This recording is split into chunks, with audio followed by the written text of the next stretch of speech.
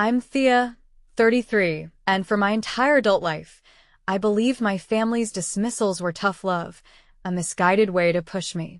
I truly thought they'd eventually see me. That fundamental lie shattered this Christmas. It happened at dinner, after my mother called me a freeloader to a room of 23 people and my father, with a dismissive wave, told me to take your cheap gift and get out. That was the moment everything changed. Did they ever ask who the structural engineer of record was for the Caro River Bridge? No. But the glossy magazine I pulled from my cheap gift box, with my face on the cover and the VIP invitations to the gala, designed by my firm for the project my father was desperate to subcontract on, that spoke volumes. In less than 2 hours, their decade-long delusion collapsed. My mother, still beaming at Brandon's empty boasts, had no idea the arts and crafts project she scorned was about to burn their perfect world down. Before I do, take a moment to like and subscribe, but only if this story earns it. Drop your city and your local time in the comments. I like knowing who's out there. It started like most family wars do, with a seating chart. I got to my parents' house at 3 o'clock in the afternoon, 2 hours before anyone else, because my mother had asked me to help set the table. That was always my job. Not Brandon's, not Sloane's, mine. I parked my F-150 at the curb. The truck was 8 years old, had 200,000 miles on it, and a thin film of concrete dust on the dashboard that never quite came off, no matter how many times I wiped it. Brandon's leased Audi gleamed in the driveway like a magazine ad. My mother opened the front door before I'd reached the porch. She looked at my flannel shirt, my steel-toed boots, and the box in my hands, in that order. "When are you going to stand on your own 2 feet?" she said instead of hello. The box was cedar. I'd cut and joined it myself in my grandfather's old workshop behind the garage, the one nobody used anymore. I'd sanded it smooth and rubbed it with linseed oil until the grain glowed. Inside was the reason I'd driven 4 hours on Christmas Eve, but she didn't know that yet. "Just set it on the sideboard," she said, waving toward the dining room. "We'll get to presents later." She turned back to the kitchen. I carried the box past the living room, past the plastic-wrapped couch nobody was allowed to sit on, and set it on the sideboard next to a row of framed photos. Every photo was of Brandon. Brandon graduating, Brandon and Sloane at their wedding, Brandon shaking hands with somebody important looking at a conference. There was one photo of me from 8th grade, half hidden behind a ceramic angel. "I build things for a living, Mom," I said to no one. "The boots are on purpose." By 5 o'clock the house was full. Aunt Carol arrived first, loud and perfumed, carrying a casserole she'd announced the ingredients of 3 separate times. Then Uncle Dale and his wife. Then my cousins, including Nina, who was 24, and the only person in my family who ever texted me back. My mother had the dining room set with the good china, 12 seats at the main table, cloth napkins, candles. And at the far end of the room, pushed against the wall beside the kids' corner, a metal folding chair with a paper plate. "Thea, you're over there," my mother said, pointing. I looked at the chair. I looked at the table. Brandon and Sloane had placed cards at the head, next to my parents. "I'm 33, I said. "Freeloaders eat at the kids," she laughed, a short dry bark that she aimed at Aunt Carol, who laughed back on cue. 12 people heard it. Nobody corrected her. My uncle studied his wine glass. My cousin's husband cleared his throat and said something about the weather. I reached into my coat pocket and ran my thumb along the brass edge of my grandfather's pocket level, a 4 inches torpedo level he'd carried every day of his 40-year career. He'd given it to me when I was 17, the day I told him I wanted to build things. It was warm from my body heat, smooth from decades of use. Nina appeared beside me with her own plate. She pulled a regular chair from the hallway and set it next to the folding chair. "Guess we're both at the kids' table," she said, and sat down. Before I could answer, my father tapped his glass. "Before we eat, I've got some news." My father stood at the head of the table with his chest out and his chin up, the way he always did when he wanted everyone to believe him. "Some of you know I've been in talks with a major developer," he said. "Well, it's looking real good. There's a project coming, the biggest one this county has seen in 10 years, and Frank Myers is going to be part of it." He didn't say which project. He didn't say which developer. But I knew. Everyone at that table had been hearing about the Caro River Bridge for months. The local news ran segments on it weekly, a new pedestrian bridge and civic plaza connecting downtown to the East Bank, designed to revitalize the whole corridor. People drove by the construction site on their way to work and slowed down to watch the cranes. My father wanted in as a subcontractor. He'd been chasing it since the summer. What he didn't know, what no one at that table knew, was who the structural engineer of record was, whose signature sat on every set of drawings, whose firm had won the bid 2 years ago against 11 competitors. The table clapped. My mother beamed. Brandon raised his glass. "Now that's real work," my mother said. She glanced at me when she said it. I picked up my fork.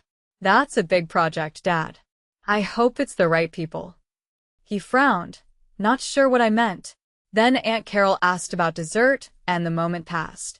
I ate my turkey from the folding chair and watched the candles flicker on the table I wasn't allowed to sit at, and I thought about the box on the sideboard and what it would mean when they finally opened it. Aunt Carol cornered me in the kitchen while I was refilling my water glass. "So Thea, still doing the computer thing?" "Structural engineering," I said. Right. "From home, though. I have an office and sites." "MHM." She tilted her head the way people do when they've already decided you're not worth the follow-up question. "Must be nice not having to commute." Sloane drifted in behind her, reaching for the wine. "Saves on gas, at least," she said, and they both laughed. I'd stopped correcting people 3 years ago. The first time I'd mentioned winning a contract, my mother had changed the subject to Brandon's new car. The second time, I'd shown my father a photo of a building my firm had just completed, a 3-story medical center in Westerville, and he'd said, "That's nice, honey. Can you pass the salt?" The third time, I tried to explain what a structural engineer actually does, and my mother had cut me off. "If it's so impressive, why can't you even keep a husband?" So I stopped. I didn't hide my work because I was ashamed. I stopped talking about it because nobody was listening, and repeating yourself to people who've already filed you under failure is a particular kind of exhaustion that I got tired of volunteering for. My mother appeared in the doorway. "Thea, Carol asked you a question. She asked if I work from home." "The answer is sometimes. She can't even tell us where she works," my mother said to Carol, shaking her head. "That should tell you everything." It told them exactly what they wanted to hear. That was the whole point. After dinner, while the kids played in the den and the adults settled into the living room with coffee, my mother brought up Derek. She didn't call him by name. She never did anymore. She called him the one who left. "I saw his mother at Kroger last week," she announced to no one in particular, but loud enough for everyone. "She looked good, happy. She said Derek's doing well in Portland. New job, new girlfriend." She paused, stirring her coffee. I told her we were glad he found someone more stable. Every adult in that room heard it. Every single one. The truth about my divorce was ordinary and undramatic. Derek got a job offer in Oregon. I had a business in Ohio. We loved each other, and we let each other go. No affair, no betrayal, no control. We'd sign the papers on a Tuesday, and he'd help me move a bookshelf the following Saturday, but my mother had turned it into proof. Proof that I couldn't hold the life together. Proof that something was fundamentally wrong with me. Every time she mentioned it, the story got worse. In her version, I was the one who drove him away by being difficult, distant, obsessed with work that didn't matter. "Even a good man couldn't stay," she said, sipping her coffee. "At some point, you have to ask yourself what the common denominator is." The room was quiet. I could feel the second-hand embarrassment radiating off Uncle Dale's wife. And then Brandon said, "Mom, come on. It's Christmas." It was the first time all night someone had pushed back on her. He didn't look at me when he said it, but he said it, and it was enough to move the conversation to someone else's business. I filed it away. I stood at the kitchen sink washing a serving dish that didn't need washing because I needed 2 minutes alone. Here is the thing about being the family freeloader. It doesn't matter how much you've built if the people who named you never look up long enough to see it. You become the story they tell. And if you let them tell it long enough, it starts to feel true. I'd driven 4 hours that morning with a cedar box on the passenger seat because I'd made a decision 3 weeks earlier. I was going to give them one more chance to see me. One clean, quiet chance. Not a speech. Not a confrontation. Just the truth in a box. Offered with both hands. If they took it, I'd know they could still surprise me. If they didn't, if they set it aside or mocked it or told me to leave, then I'd know something else. I'd know I'd been asking the wrong people for permission my entire adult life. I looked through the kitchen doorway at the sideboard. The cedar box sat exactly where I'd placed it 4 hours ago. No one had touched it. No one had asked about it. It was invisible, the same way I was. I dried my hands and went back to the folding chair. Nina leaned over. You okay? Ai fine. You've been staring at that box. Just thinking. About what? I looked at her. She was the one person in the family who'd inherited my grandfather's stubbornness, without the pride that made it dangerous. She was 24 and already braver than most of us. About what happens when you stop explaining yourself, I said, and just show them. Brandon held court for the next half hour. He always did. He had the gift of sounding important even when he was saying nothing, which was a skill our mother rewarded, and I'd never learned. The Audi's just a lease. I'll probably buy it out. Q4 was insane. Sloan and I are looking at a boat for the summer. Nothing crazy, just a 26-footer. My mother glowed. That's my boy. Sloan leaned in with her own announcement. And we're going to get everyone into the biggest event of the year, the Caro River Dedication Gala on New Year's Eve. Black tie, the mayor, the whole thing. I've got a connection. Aunt Carol gasped. Uncle Dale nodded approvingly. My father practically vibrated. That gala is invite only, he said. You really have a way in?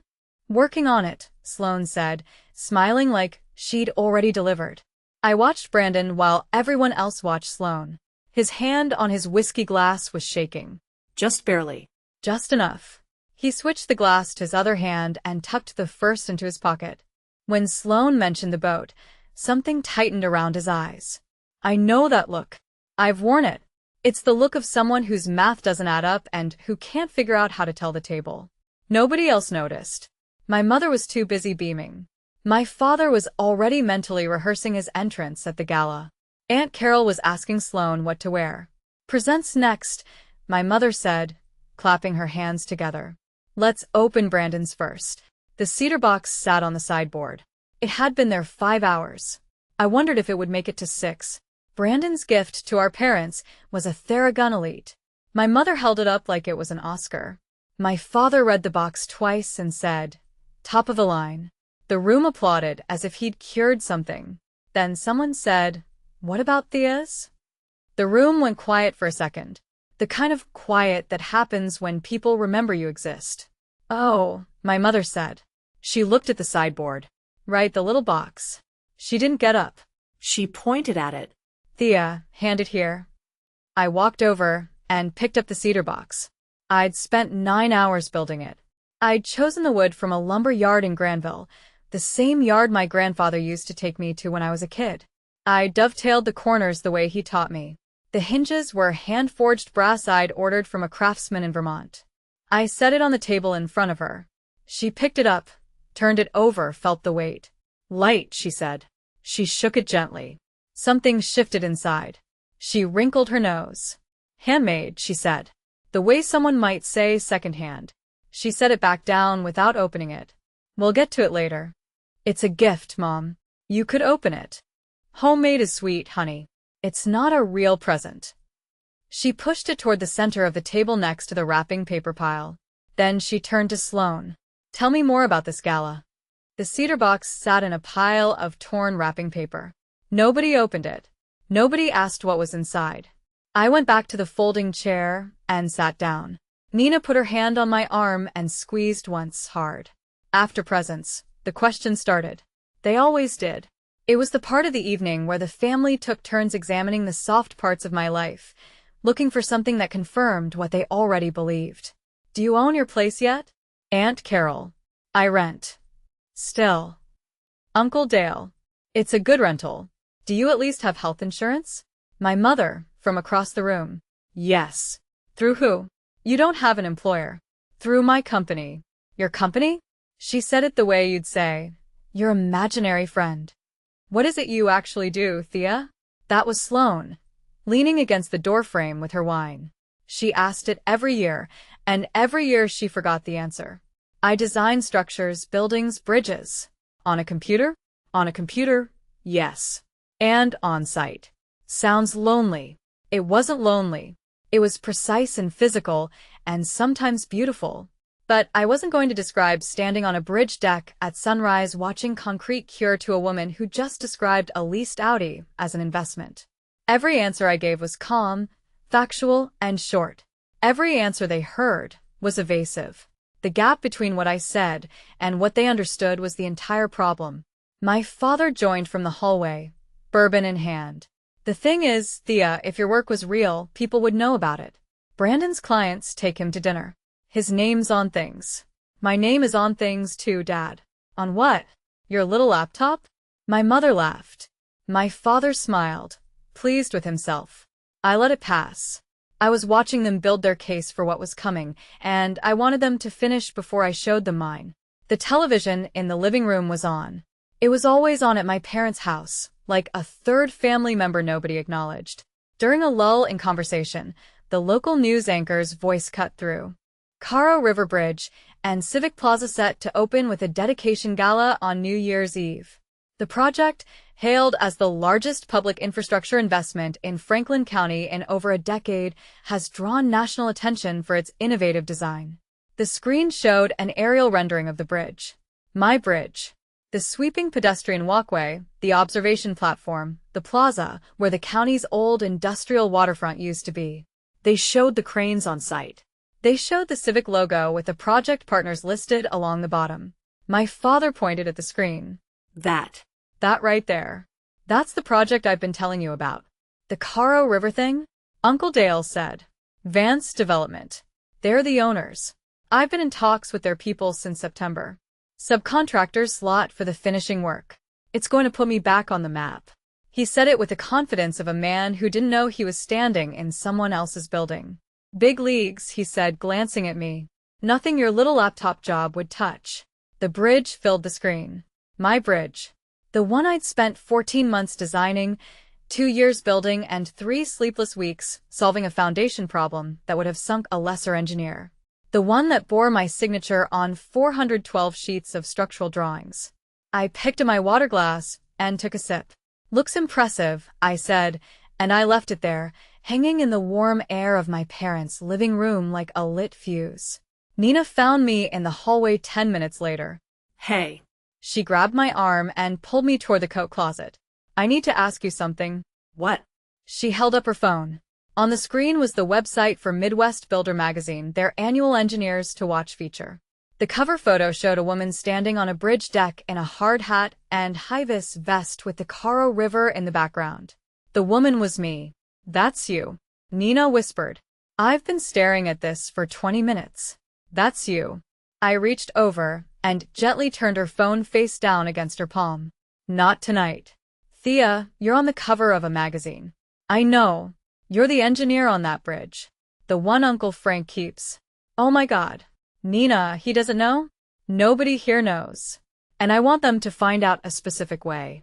She searched my face, trying to read the plan behind the calm. She was smart enough not to push.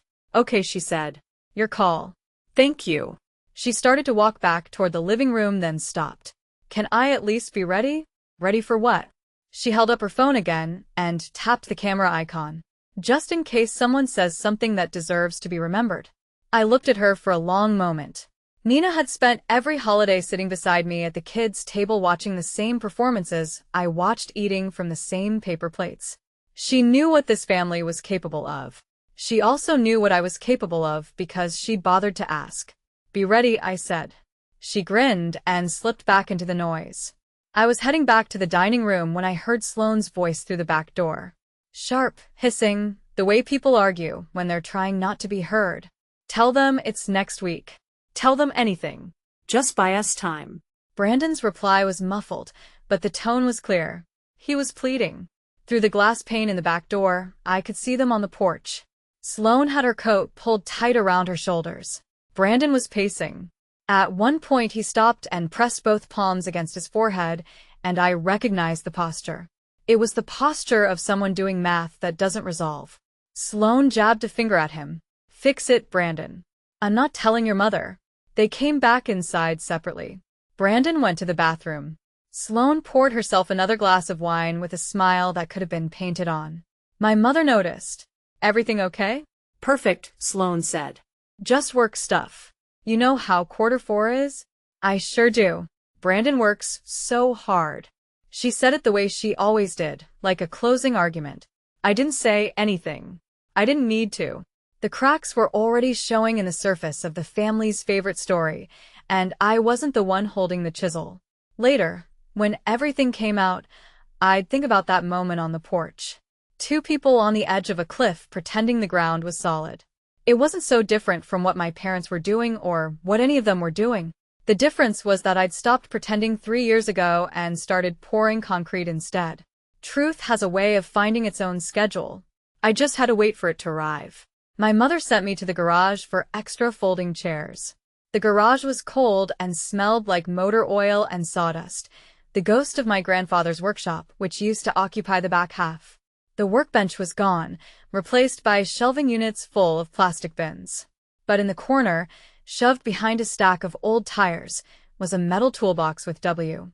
Myers stenciled on the lid in faded white paint. There was a strip of masking tape across the top. In my mother's handwriting, "Throw out." I knelt down and unlatched the clasps. Inside were the remnants of a 40-year career in iron, a chalk-line reel, 2 cold chisels, a box of layout markers, a pair of spud wrenches worn smooth at the grips, tools I'd watched him use 100 times. Under the top tray, taped to the inside of the lid, was a folded piece of paper. Yellow with age, soft at the creases. I pulled it free and opened it. His handwriting. The same block print he used on structural drawings. "Thea girl, build it level, build it true, and never beg the people who couldn't see you." Grandpa. I read it twice, 3 times. I could hear his voice in the letters. He'd written this before he got sick, before the cancer took his appetite, and then his hands, and then the rest of him. He'd left it here, in the one place he knew I'd eventually look, because he'd known me better than anyone in this house ever had. I folded the note and put it in my coat pocket next to the brass level. Then I grabbed the folding chairs and went back upstairs. From the kitchen, I could hear my mother talking about me. I stood on the basement stairs holding 2 folding chairs and listened to my mother explain me to her sister. "I worry about her, Carol." "I do. She's 33, and she rents a 1-bedroom and drives that truck, and she can't even tell us what she does all day. I grew up with nothing. I married Frank when I was 22 because I was tired of eating rice every night. Everything I have, I clawed for." "She'll figure it out," Carol said. "She won't. That's what scares me. I see her going backwards, and it makes me sick. I know what backwards looks like. I lived it." There was a pause. I heard a cabinet open, glasses clink. "So you push her," Carol said. "Of course I push her. Love isn't soft, Carol. Soft is how you stay poor." And there it was. Not cruelty for cruelty's sake. Fear. The kind of fear that grows up in empty kitchens and never fully leaves, no matter how much food you put on the table. My mother wasn't trying to destroy me. She was trying to prevent what she imagined I was becoming, a version of the girl she'd been, broke and powerless and invisible. She was wrong about all of it. But standing on those stairs, holding cheap folding chairs in a cold garage, I understood her for the first time in years. Understanding didn't make it hurt less. It just made the hurt more specific. "She needs a shock," my mother said. "Tonight, in front of everyone. Maybe if she's embarrassed enough, she'll finally do something." I set the chairs down quietly on the top step and waited until my heartbeat steadied. Then I carried them into the dining room like I hadn't heard a word. I stood on those stairs holding my grandfather's note in one pocket and his level in the other, listening to my mother plan my humiliation as a gift. If you've ever overheard someone you love decide that breaking you is the kind thing to do, you already know that specific flavor of cold. Stay with me, because in a few minutes the box gets opened. Tap subscribe if you want to be there when it does. I sat back down in the folding chair and made a decision. I wasn't going to expose Brandon's debt. I wasn't going to embarrass Sloan. I wasn't going to confront my mother with what I'd just heard or throw my father's bluster back in his face. I wasn't going to do any of the things they would have done because I'd spent 10 years watching them do those things to each other, and I knew exactly where it led. I was going to tell the truth about myself. Once. Calmly. Then leave. If the truth happened to reshape the room, if it turned the seating chart on its head, if it made the folding chair look different, if it put a crack in the story they'd been telling for a decade, that wasn't revenge. That was just what happens when someone stops hiding. I looked at the cedar box, still sitting in the wrapping paper pile, where my mother had left it. Nobody had moved it. Nobody had asked about it. It was the most patient object in the room. "Nina," I said quietly.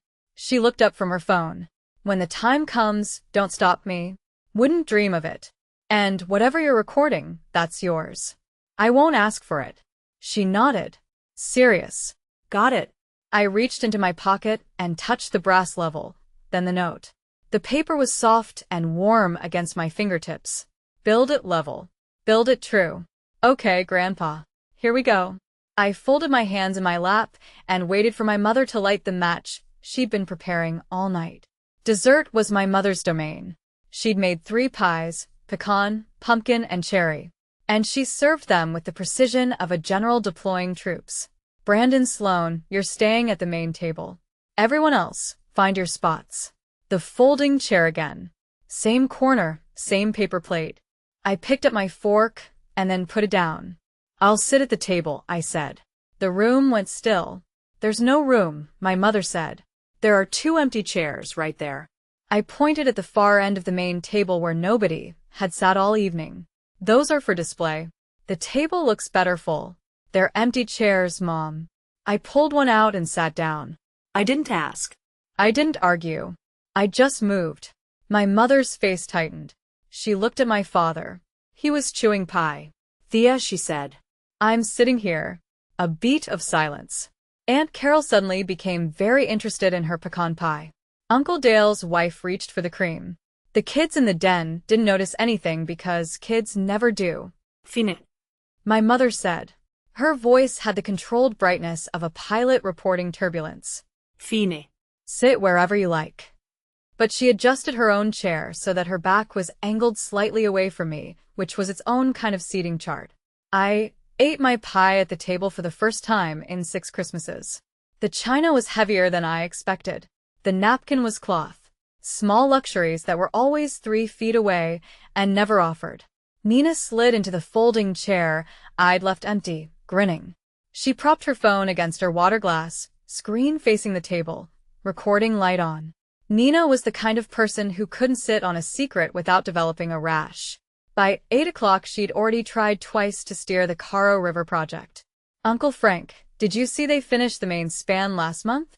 The engineering on that thing is insane." "Course I saw it.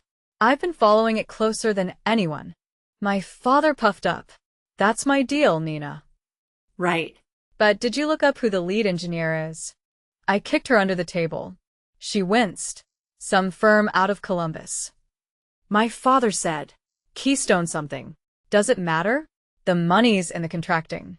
"Keystone Structural Group," Nina said, looking straight at me. "Nina," I said. Quiet. Final. She closed her mouth, but her hand moved to her phone, and she tapped the screen twice. I could see from a corner of my eye that she'd pulled up the Midwest Builder article, the one with my face on the cover. She held it under the table, tilted so only I could see. I shook my head. She put the phone down. "Let them see it the right way," I whispered. "And what's the right way?" "When they choose to look." "They're never going to choose to look, Thea. That's the whole problem." She wasn't wrong.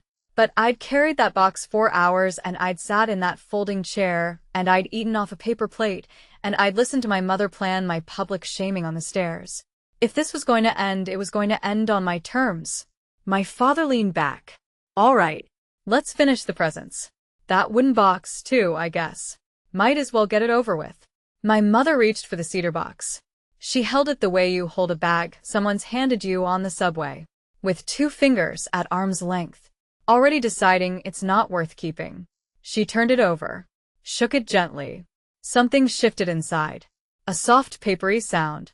Light, she said. Open it, I said. She wrinkled her nose. I know what homemade gifts look like, Thea. It's probably a candle. Or a photo collage. She set it back down. Save us the embarrassment. It's not a candle. It doesn't matter what it is.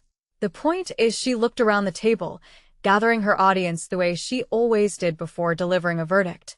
The point is that you show up here every year with nothing to show for yourself. No house, no husband, no career anyone can see. And then you hand us a little wooden box like that's supposed to mean something. I watched her push the box toward the center of the table next to the torn wrapping paper and the ribbon scraps. The cedar caught the candlelight and glowed.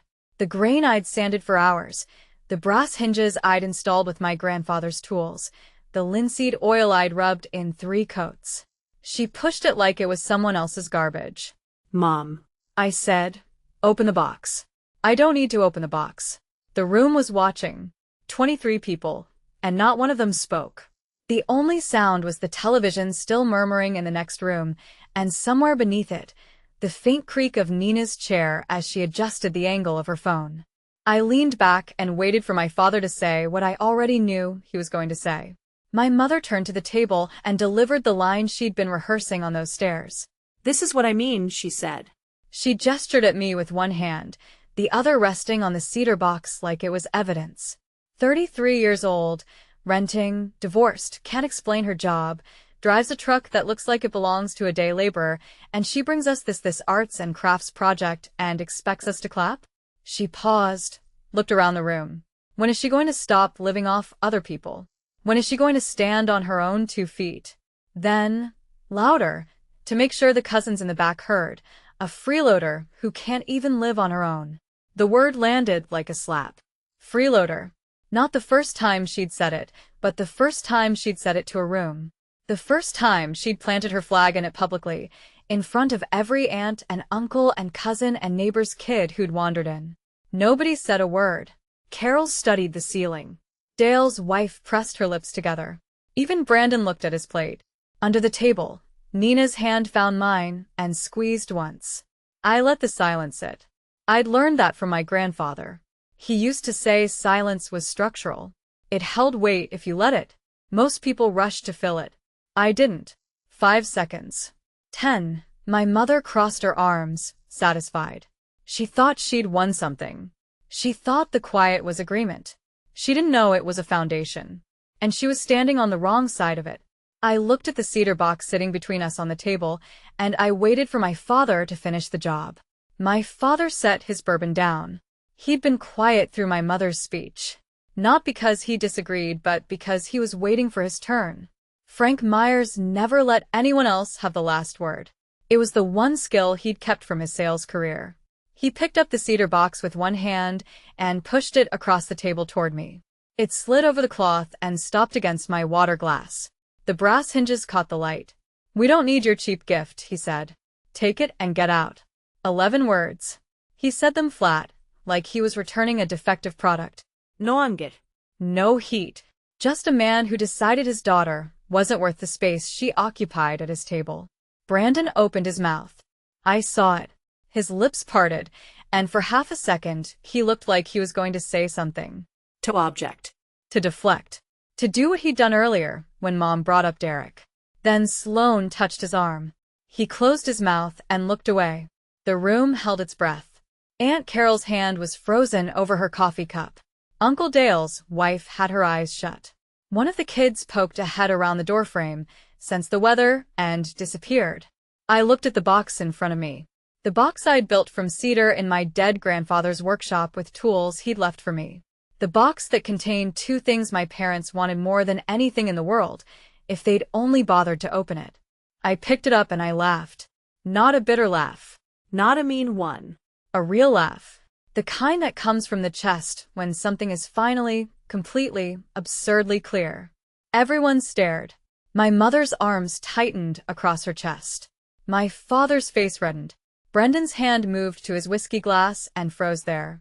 I stood up slowly, held the cedar box in both hands. My voice was steady. The same voice I used on job sites when there was a problem and 20 people were waiting for direction. Before I go, I said, I have one question. I set the box on the table right where my father had pushed it from. Dad, that deal you've been chasing with Vance Development on the Caro River project, did they ever tell you who the structural engineer of record is? His face went blank. What? The engineer. The person whose firm designed the bridge. The one who signs off on every subcontractor. Did you ever ask? That's not I don't deal with the engineering side. Maybe you should have. I reached into my coat pocket and pulled out my grandfather's brass pocket level. Foreign of solid brass, worn smooth from 40 years of ironwork. I set it on the table next to the cedar box. Grandpa gave me this when I was 17, I said. He told me to build things. So I did. I flipped open the lid of the cedar box. The room went quiet. A different quiet this time. Not the embarrassed silence from before. This was the silence of a room catching up. You keep saying my job isn't real, I said. I lifted the first thing from the box. A glossy magazine folded open to the cover. Let's test that. I held it up so the table could see. My face in a hard hat on the cover of Midwest Builder. The headline underneath. My father's glass tipped over. Nobody moved to clean it up. Keystone Structural Group, I read aloud. Principal and founder, Thea Myers, lead structural engineer, Caro River Bridge and Civic Plaza. I let the sentence land. Then I reached back into the box and pulled out 2 heavy stock envelopes embossed with the Vance Development logo and the county seal. These are invitations to the dedication gala on New Year's Eve. 2 seats, front row.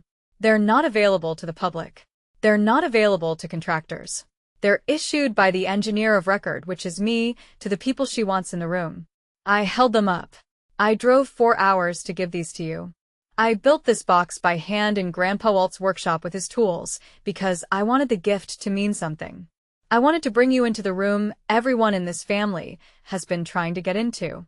My mother's face had gone white. Her mouth opened and closed, but nothing came out.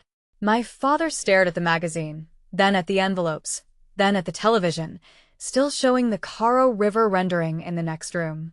The color drained from his face as the math arrived. The project he'd been chasing for 6 months. The deal he'd bragged about at this table 2 hours ago. The subcontractor's slot he needed. All ran through the desk of the woman he'd just told to take her cheap gift and get out. Sloane reached for the envelopes. I pulled them back. The gala. She whispered. Those are gala tickets? The ones she'd promised the family she could get. The ones she couldn't. I held the card I'd written by hand and read it to the room. I built the bridge everyone's talking about. I wanted you in the front row. My mother recovered first.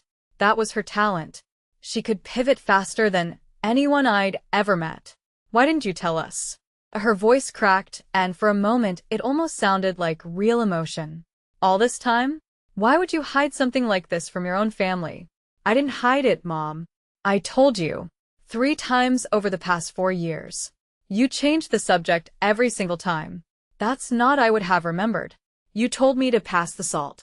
Well, you should have been more clear. Her voice was rising now. The rehearsed composure was cracking, and underneath it was the thing she always fell back on, offense. After everything we've done for you, you let us look like fools? You sat here all night and let your father embarrass himself in front of the whole family? Dad embarrassed himself, I said quietly. I just watched. My father's fist hit the table. Glasses rattled. Enough, he said. You should have told me about Vance. I've been working that deal for months. You could have, you should have. I should have what? Called your bluff? You told me to take my cheap gift and get out. I'm taking it and getting out. Thea, you can't do this to us. I'm not doing anything to you. I'm just not hiding anymore. The room watched. 23 sets of eyes. Aunt Carol's mouth was open. Dale's wife had tears streaming down her face, though I doubted she could have explained why. The kids had come back to the door frame, sensing the electricity. My mother's face was red, and her hands were shaking. My father was gripping the edge of the table, and I was calm. I closed the cedar box and picked it up. These tickets were a gift, I said. They were my way of saying, here, come see what I built. Sit in the front row. Be proud if you can. I tucked the envelopes back inside and shut the lid. But you've told me all night who I am, a freeloader, someone who can't stand on her own, someone whose homemade gift isn't a real present. So I'll honor that. Thea, wait. My mother started. These seats will go to people who believed in me before there was a bridge to look at. Grandpa Walt's union brothers, the ones who used to bring casseroles to our door when Dad was between jobs. Remember them? They never called anyone a freeloader. The mention of my grandfather's name hit the room like a temperature drop. My father flinched. He'd spent the years since Grandpa Walt's death slowly erasing the old man from the house, the workshop cleared out, the tools boxed up for disposal, the stories left untold. I'm done auditioning for a family that already cast me. I said, I don't need you to understand my work. I don't need you to be impressed. I just needed to see if you could open a box from your daughter without turning it into a trial. And now I know. I turned to Brandon. He was staring at his hands, jaw tight. I didn't mention his debt. I didn't mention Sloane's promises. I didn't need to. Merry Christmas, I said. I picked up my coat. I put the brass level back in my pocket. I held the cedar box against my chest. Then I walked to the door, and I didn't rush. The folding chair was still sitting at the edge of the room, empty. I looked at it on my way past, the metal frame, the vinyl seat, the position it occupied at the border between the kids' table and the adults' world. 6 Christmases in that chair, 6 years of paper plates and plastic forks, while everyone else ate off the good china. I left it where it was. They could stare at it all night. Nina was already at the door. She had her coat on and her phone in her hand, recording light steady. She didn't say anything. She just opened the door and walked out with me. The cold hit my face like a reset button. December in Ohio, 22 degrees, wind off the river, the kind of night that clears your head whether you want it cleared or not. We were halfway to my truck when I heard the front door open behind us. Thea. My father's voice, smaller than I'd ever heard it. Thea, wait. Let's talk about this. I didn't turn around. I opened the truck door and set the cedar box on the passenger seat, the same spot it had ridden that morning. Thea, please. I climbed in, started the engine, and let it idle while the heater kicked on. Nina was in the passenger seat of her own car, watching me through the windshield with a look that was half pride and half grief. I pulled away from the curb. In the rearview mirror, I could see my father standing on the porch in his dress shirt, no coat, arms at his sides. He was still standing there when I turned the corner, and he disappeared. 48 hours later, my phone started ringing. It didn't stop for a week. I walked out into that cold with my grandfather's level in one pocket and his note in the other, carrying a box that was suddenly very heavy and very light at the same time. What happened over the next 2 days is the part they never expected. If you're still here, you're my kind of person. Drop a comment with one word for how you'd have felt walking out that door. Nina posted the video the next morning. Not on social media. She wasn't that reckless. She sent it to the family group chat, all 41 members, no caption, just a clip she'd trimmed to the confrontation. My mother calling me a freeloader, my father pushing the box, me standing up calm and reading the magazine headline, the invitations, the silence, me walking out. A few minutes of footage that rewrote the family story in real time. Aunt Carol called me at 7 a.m. Thea, honey, I had no idea. Your grandfather would be so proud. Then Uncle Dale. We drove past that bridge last week. That's you? That's really you? Then cousins I hadn't spoken to in years, one by one, like dominoes. Text messages, voicemails, Facebook messages from people I barely remembered. The video worked its way through the extended family like a weather system. By the afternoon, it had reached the second ring. My father's old colleagues, church friends, neighbors. Aunt Carol, true to form, had shared it with everyone she'd ever met. She wasn't trying to hurt my parents. She was trying to brag about the family, and the math of the video was too good to resist. Humble niece, magnificent bridge, ungrateful parents, Christmas dinner disaster. By evening, the phone calls to my parents had started. From their perspective, the worst part wasn't the video itself. It was the fact that every person who saw it asked the same question. You kicked out the woman who built the bridge? That question, repeated 40, 50, 60 times, was the thing that cracked them. The fact that it was their own family asking made it structural. On December 27th, my father received an email from Vance Development. He'd been pursuing a subcontractor position for 6 months. He'd made calls, sent bids, attended 2 mixers, and bought a new sport coat for the occasion. The Caro River project was going to be his comeback. The thing that proved Frank Myers still had it. The email was 3 sentences. Thank you for your interest. After review, we've decided to move in a different direction for the finishing package. We wish you well. He called the project office. The receptionist was polite. She transferred him to the procurement manager, who explained that his application had been flagged at the bonding and insurance screening stage before it ever reached the technical review panel. His liability coverage was below the project minimum. His surety bond had lapsed.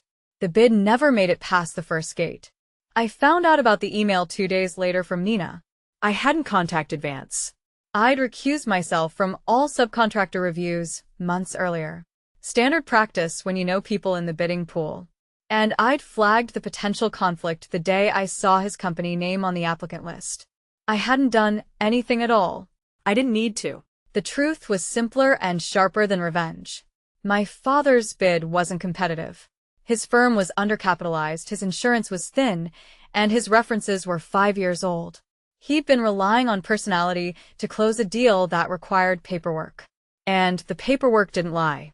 The Caro River project didn't reject Frank Myers because his daughter was the engineer. It rejected him because he wasn't qualified. The fact that his daughter was the engineer just made the rejection impossible to explain away.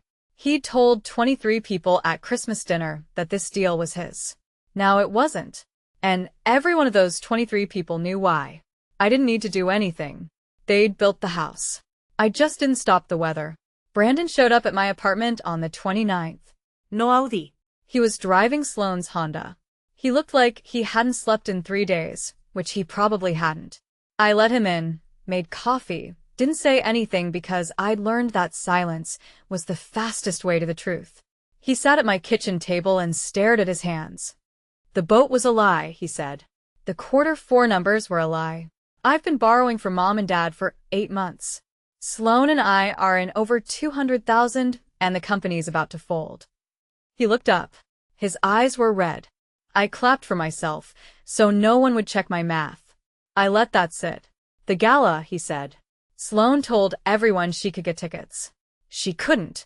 She was hoping to work a connection through Dad's Vance deal, which he trailed off. Which went through me, I said. Yeah. You knew.